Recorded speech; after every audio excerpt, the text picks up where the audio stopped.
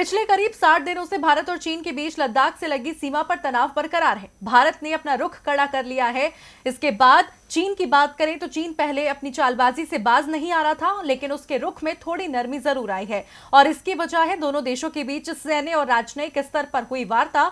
अब तक सबसे लंबी चली इस बैठक का क्या असर देखा जा रहा है, देखिए रिपोर्ट में।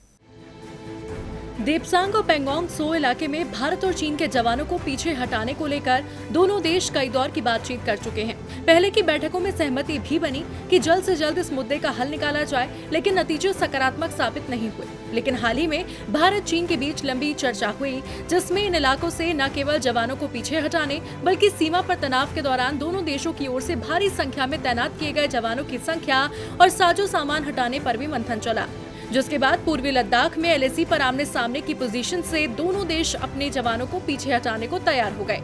LAC पर तनाव दूर करने के लिए भारत और चीनी सेनाओं के बीच कमांडर स्तर की बातचीत के चौथे दौर की जो वार्ता हुई, उसमें दोनों देशों के जवानों के बीच तनातनी कम करने और उनकी वापसी की प्रक्रिया को शुरू करने पर बात बन गई है। यानी साफ है, दोनों देशों के बीच कोर कमांडर स्तर की वार्ता का परिणाम शांति के पक्ष में निकलता दिख रहा है।